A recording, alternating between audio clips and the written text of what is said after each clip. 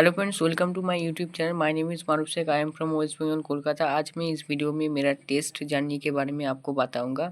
मैंने कौन से टेस्ट सीरीज़ फॉलो किया था, कैसे टेस्ट दिया था एंड कैसे मैं टेस्ट का एनालिसिस करता था एंड पूरे साल मैंने टेस्ट को कैसे दिया था एंड मेरा कितना मतलब फुल सिलेबस टेस्ट मैंने दिया था, कब से मैंने फुल सिलेबस टेस्ट मैंने चालू किया था, स्टार्ट किया था, तो मैं सब आपको बताऊंगा इस वीडियो में। तो स्टार्ट करते हैं इस वीडियो को। तो मैंने PW 2.0 बैच से पढ़ा था, उसमें मैंने लेजेंड बैच से पढ़ा था। उसमें मैंने पूरे साल स्टार्टिंग से लेकर एंड तक बैच का टेस्ट मैंने ऑनलाइन से दिया था। एंड लेजेंड बैच के साथ मुझे अल्फ़ा बैच में फ्री में मिला था। एंड उसमें क्या होता था कि जो अल्फ़ा बैच का जो पढ़ाई होता है वो लेट में चलता है चैप्टर। तो मैंने लेजेंड बैच में तो पढ़ता था एंड उसमें टेस्ट देता था, उसके साथ मैं अल्फ़ा बैच का भी टेस्ट देता था, क्योंकि वहाँ पे मेरा जो चैप्टर हो गया है पुराना चैप्टर का टेस्ट होता था, तो मैं अल्फ़ा बैच में वो टेस्ट देकर मैं पुराना चैप्टर का रिवीजन हो जाता था। एंड अदर बैचेस में भी जो मुझे फ्री में मिला था उसमें भी मैंने रिवीजन के लिए पुराना चैप्टर का वहाँ पे भी मैंने टेस्ट देता था एंड टेस्ट के थ्रू मैं पुराना चैप्टर का रिवीजन करता था। एंड उसके बाद जब 18+ स्टार्ट हुआ, 18+ में भी मैंने मेरा जितना सिलेबस ख़त्म हुआ था उसके हिसाब से 18+ में भी मैंने टेस्ट दिया था। एंड PWITS में भी मैंने टेस्ट दिया था, स्टार्टिंग से लेकर एंड तक PWITS भी मैंने दिया था। एंड जब मेरा सिलेबस ख़त्म हो जाता है, लगभग फरवरी एंड तक मेरा सिलेबस ख़त्म हो जाता है बैच के साथ, एंड तब मैंने फुल सिलेबस टेस्ट तब भी मैंने नहीं स्टार्ट किया था। मैंने फर्स्ट टाइम जब फरवरी एंड तक सिलेबस ख़त्म होता है तब मुझे मतलब समझ नहीं आता है कि अब मैं क्या करूँ। उसके बाद मतलब वो फुल सिलेबस कैसे मैं रिवाइज करूँ, ठीक है। तो मैंने क्या किया, 18+ का तब बहुत सारे स्टेट मतलब टेस्ट जो है चल रहा था, फुल सिलेबस 11 का 12 का। तो मैंने वहाँ पे फुल सिलेबस 11 12 का दिया था एंड मार्क्स थोड़ा बहुत मतलब उतना अच्छा नहीं आया था बट ठीक ठाक था। तो मुझे लगा कि मुझे और रिवीजन की ज़रूरत है एंड मैंने उसके बाद फुल सिलेबस टेस्ट नहीं दिया। मैंने सोचा कि पहले मतलब पार्ट टेस्ट दूंगा एंड फुल सिलेबस को एक बार रिवीजन करूंगा, उसके बाद फुल सिलेबस टेस्ट दूंगा। तो मैंने उसके लिए क्या किया, रैंक का टेस्ट सीरीज़ खरीदा था, 20 दिवस का ऑफर चल रहा था। एंड मैंने अभी तक एक भी ऑनलाइन मतलब ऑफलाइन टेस्ट नहीं दिया था। अभी तक जितना भी टेस्ट दिया था, AITS बैच का टेस्ट, 18+ का टेस्ट, जो भी टेस्ट दिया था मैंने ऑनलाइन दिया था। अभी तक मैंने ऑफलाइन कोई भी टेस्ट सीरीज़ नहीं दिया था, लेकिन ऑफलाइन टेस्ट सीरीज़ बहुत ज़रूरी होता है। इसलिए मैंने क्या किया, रैंक का टेस्ट सीरीज़ खरीदा था। एंड रैंक का टेस्ट सीरीज़ मैंने पीछे से स्टार्ट किया था रिवीजन। मैंने पार्ट सिलेबस जो टेस्ट है उसके थ्रू मैंने फर्स्ट टाइम मेरा पूरा सिलेबस को एक बार 11 12 का पूरा सिलेबस को एवरी सब्जेक्ट का मैंने रिवाइज कर लिया। उसके बाद टेलीग्राम से मैंने एलिन का बहुत सारे जो पार्ट टेस्ट है वो देकर मैंने फिर से दोबारा फुल सिलेबस रिवीजन किया, ठीक है। और लगभग मार्च मास मतलब जो मार्च मंथ है उसका 20 तारीख तक मैंने दोबारा फुल सिलेबस को पार्ट टेस्ट के थ्रू, एलिन का टेस्ट एंड रैंक का टेस्ट सीरीज के थ्रू मैंने रिवाइज किया। एंड मार्च के 20 के बाद मैंने क्या किया, फुल सिलेबस टेस्ट चालू किया था, मतलब स्टार्ट किया था फर्स्ट। एंड मैंने रैंक का टेस्ट सीरीज में जो 10 फुल सिलेबस टेस्ट मिलता है वो मैंने दिया। एंड टेलीग्राम से एलिन का भी बहुत सारे फुल सिलेबस टेस्ट में देता था। एंड एवरी डे मैंने एक टेस्ट देता था, उसके साथ टेस्ट का प्रॉपर एनालिसिस भी करता था। एंड जो भी टाइम मिलता था उसमें मैं बाय का एवरीडे एक चैप्टर को विनसेट से रिवीजन करता था। एंड उत्तन सीरीज से भी मैंने जो फिजिक्स का कोई चैप्टर अगर मुझे लगता था कि हाँ यहाँ पे क्वेश्चन प्रैक्टिस करना ज़रूरी है, मेरा वीक है, तो मैं उत्तन सीरीज से देख लेता था। मतलब इसके अलावा भी मैं PIQ नीट का प्रैक्टिस करता था तब, ठीक है। एंड JEE का PIQ भी तब प्रैक्टिस करता था। एंड देन मैं PW जो बैचेस में भी बहुत सारे फुल सिलेबस टेस्ट उस टाइम चालू हुआ था मार्च के एंड तक, ठीक है। एंड वहाँ पे 14 फुल सिलेबस टेस्ट PW में ऑनलाइन में मैंने फिर से दिया था। एंड देन परक PIQ टेस्ट भी स्टार्ट हुआ था, वहाँ पे मैंने सब नहीं दे पाया था। लास्ट के टाइम में मैंने 5 परक PIQ टेस्ट भी दिए थे। एंड बाकी जो रैंक का टेस्ट सीरीज एंड एलिन का AIoT जो टेलीग्राम से मैंने दिया था। एंड आकाश का भी उतना टेस्ट मैंने नहीं दे पाया था, लास्ट में मैंने देखने के लिए आकाश का 3 फुल सिलेबस टेस्ट दिया था। एंड उसमें मेरा ठीक है डिसेंट स्कोर था। एंड लगभग मैं अगर बताऊँ तो मुझे जो मतलब फुल सिलेबस टेस्ट मैंने लगभग 50 से ऊपर, मतलब 50 से 60 तक मैंने फुल सिलेबस टेस्ट दिया था। एंड बाकी बहुत सारे पार्ट टेस्ट मैंने दिया था, बहुत सारे चैप्टर के। नीट पेप का भी मैंने पार्ट टेस्ट दिया था कुछ चैप्टर के लिए। मुझे टफ क्वेश्चन प्रैक्टिस करना था, इसलिए मैंने नीट पेप का भी बहुत सारे चैप्टर का पार्ट टेस्ट मैंने दिया था। ठीक है, तो लगभग 50 से 60 तक मैंने मतलब फुल सिलेबस टेस्ट दिया था एंड बाकी पार्ट टेस्ट दिया था। एंड बहुत बार मैंने टेस्ट के दौरान बहुत बार रिवीजन किया था। ठीक है, क्योंकि मतलब बहुत सारे टेस्ट देना जरूरी नहीं होता, आपको रिवीजन कितना है वो मैटर करता है। ठीक है, आप टेस्ट दे जा रहे हैं, एक भी रिवीजन नहीं कर रहे हैं, टेस्ट का एनालिसिस नहीं कर रहे हैं, तो टेस्ट देने का कोई मतलब नहीं होता। तो इसलिए टेस्ट देने के साथ साथ आपको रिवीजन टेस्ट का प्रॉपर जो एनालिसिस होता है वो करना बहुत ज़रूरी है। क्योंकि आप अगर नहीं करेंगे तो आप बार बार जो गलती कर रहे हैं टेस्ट में, वो अगर एनालिसिस नहीं करेंगे, वो अगर आप दोबारा से नहीं पढ़ेंगे तो बार बार वही गलती फिर से टेस्ट में आप करेंगे। तो मैं इसलिए क्या करता है, एवरी टेस्ट के बाद टेस्ट का एनालिसिस ज़रूर करता था।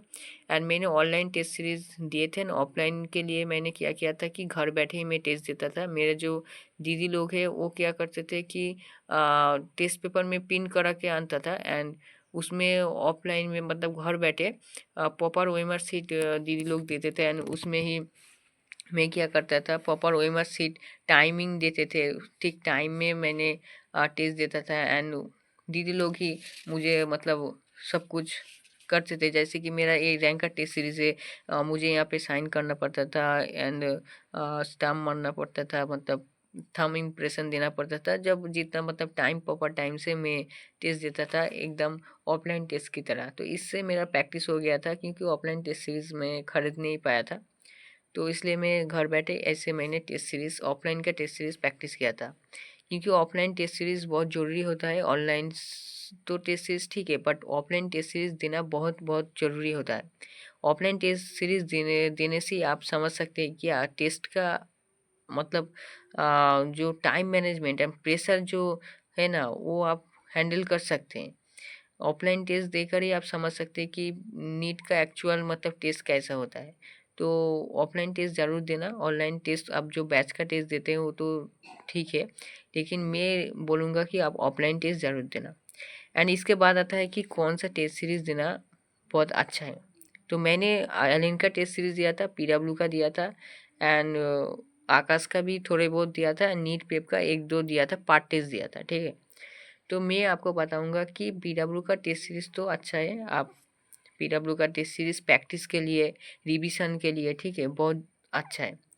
और मैं बोलूँगा कि आप एलिन का टेस्ट ज़रूर देना, क्योंकि एलिन का टेस्ट से आप क्या कर सकते हैं कि आपको कि प्रॉब्लम सॉल्विंग जो कैपेसिटी होता है ना, एलिन का टेस्ट देकर आप इंक्रीज कर सकते हैं। एलिन का टेस्ट का जो लेवल होता है बहुत अच्छा होता है। अभी जो नीट 25 में क्वेश्चन आया है उसके हिसाब से एलिन का टेस्ट बहुत ज़रूरी है।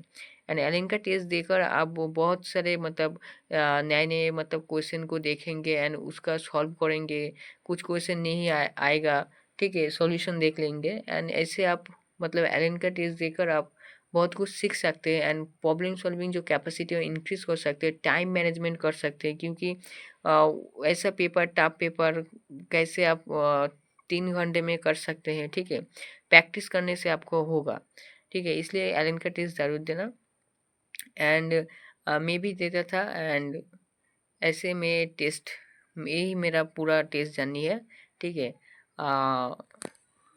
तो आप देख सकते हैं ये मेरा टेस्ट पेपर है। ठीक है, मतलब ओएमआर सीट है, तो मेरा ओएमआर सीट ऐसा होता था। ये रैंक का टेस्ट सीरीज़ का ओएमआर सीट है एंड ये मेरा एल ये का टेस्ट का ओएमआर सीट है। ठीक है, मैंने ये जो आप ओएमआर सीट देख रहे हैं, ठीक है, मैंने यूट्यूब से मैंने मिला था, ये डाउनलोड किए करके मैंने इसमें टेस्ट देता था ओएमआर सीट में। तो मैं टेस्ट देने के दौरान क्या करता था कि मैं घर बैठे टेस्ट देता था, तो इसलिए मैं क्या करता था कि आप देख सकते हैं कि अच्छे से अगर देखेंगे कि कुछ मतलब जो नंबर है उसके पहले ऐसा स्टार मार्क किया है। इसका मतलब ये है कि मुझे वो क्वेश्चन तो आता है, लेकिन उसके रिलेटेड अगर कोई दूसरा कॉन्सेप्ट आ जाए तो मुझे थोड़ा थोड़ा याद नहीं है। ठीक है। मतलब जब मैं टेस्ट देना स्टार्ट करता हूँ तो एक क्वेश्चन में अगर कई बार होता है ना, मुझे वो क्वेश्चन नहीं आता, मतलब आधा आता है आधा नहीं आता, मुझे लगता है कि आंसर होगा एंड कभी कभी सही भी निकल जाता है। लेकिन उसका बाद में अगर वही सवाल बाद में आए या उससे रिलेटेड अगर सवाल बाद में आए तो हम नहीं कर पाते, क्योंकि हमने वहाँ पे तुक्के से लगाया था, ठीक है।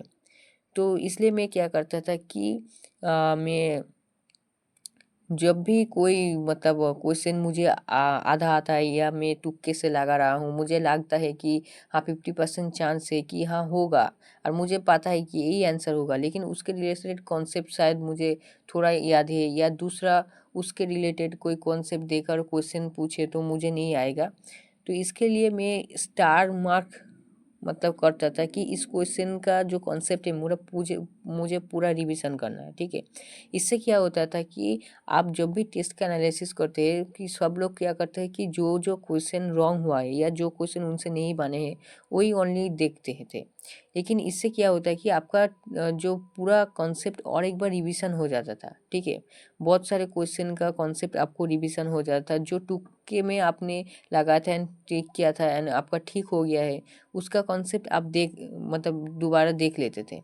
आप तो इससे एक फ़ायदा होता था कि आप जो जो क्वेश्चन तुक्के से टिक किया था एंड राइट हो गया, उसका कॉन्सेप्ट आप वहाँ पे नहीं देखते थे टेस्ट एनालिसिस के दौरान, तो फिर से दोबारा जब उस कॉन्सेप्ट से कोई दूसरा क्वेश्चन आ जाए तो वहाँ पे आप फिर से गलत करते थे। तो इसलिए मैं यहाँ पे स्टार मार्क्स लगाता था कि हाँ मुझे एक क्वेश्चन भी देखना है, सही हो जाए फिर भी इसका कॉन्सेप्ट मुझे और एक बार देखना है। तो ऐसे में टेस्ट एनालिसिस करता था, और मेरा सेपरेट एक बुक में क्या करता था मैंने मेरा जो, ठीक है, आप देख सकते हैं कि मेरा डायरी है, वहाँ पे मैं लिख के रखता था कि मैंने कौन सा टेस्ट मतलब क्या क्या गलत किया था, फिजिक्स में कैलकुलेशन टाइप कितना गलत किया था, कॉन्सेप्चुअल क्वेश्चन कितना गलत किया था, या मुझे कभी कभी क्या होता है टेस्ट के दौरान आप गलत क्वेश्चन को गलत पढ़ते हैं, ठीक है, क्वेश्चन तो सही लिखा लेकिन आप पढ़ते हैं गलत। तो फॉल्स रीडिंग मैंने ऐसे करके लिखा था कि मुझे गलत पढ़ा था उस टाइम, तो उससे मेरा गलत हुआ था। तो ऐसे में टेस्ट को एवरी टाइम एनालिसिस करता था, केमिस्ट्री में भी बायो में भी, ठीक है, कॉन्सेप्चुअल कितने हुए हैं या कैलकुलेशन टाइप कितने क्वेश्चन मुझसे गलत हुए हैं, ठीक है।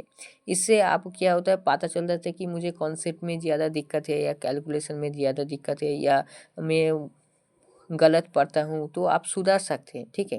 तो आपको भी मिस्टेक नोटबुक बनाना है जिसमें आप लिखेंगे मेरा एवरी टेस्ट में मेरा मुझे क्या गलत हो रहा है, ठीक है। और जो जो क्वेश्चन मुझसे गलत होता था वो मैं मतलब एक नोटबुक में सेपरेट नहीं लिखता था, लेकिन अगर कोई क्वेश्चन लगे कि हाँ ये लिख के रखना चाहिए तो मैं लिखता था, ज़्यादातर मैं नहीं लिखता था, उसका सॉल्यूशन देख लेता था एंड देख के मैं प्रैक्टिस कर लेता था, ठीक है। एंड यही था मेरा टेस्ट एनालिसिस। आप देख सकते हैं कि मैंने हैंडराइटिंग उतना अच्छा नहीं है, ठीक है, लेकिन मैं ऐसे मतलब लिख के रखता था कि हाँ इस कॉन्सेप्चुअल कितने हुए या क्या गलती किया है, ठीक है।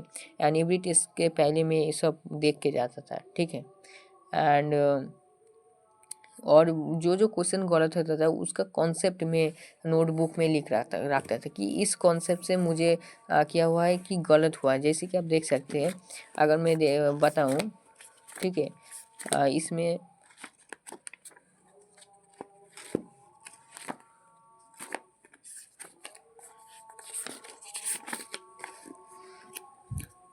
देखो, ये जो आकाश का टेस्ट दिया था तो वहाँ पे मेरा इस कॉन्सेप्ट से मतलब गलत हुआ था कि stability of lyophobic solution is due to charge on colloidal particles, ये मुझे याद नहीं था, इसलिए मेरा गलत हो गया था। तो मैं इसको यहाँ पे लिख लिया, ठीक है, कि मुझे ये वाला भूल गया था इस कॉन्सेप्ट को।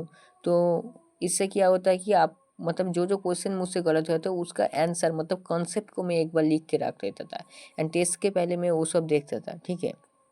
कुछ कॉन्सेप्ट अगर गलत हुआ कि लाइपोफिलिक के जो लाइफिलिक जो सॉल्यूशन है, ठीक है, उसका जो एग्जाम्पल है उसमें एक बार गलत हुआ था, तो मैंने लिख के रख लिया जी हाँ इस मतलब इस वाला क्वेश्चन मुझसे गलत हुआ था, मुझे देखना मतलब टेस्ट के पहले देखना ज़रूर है, ठीक है।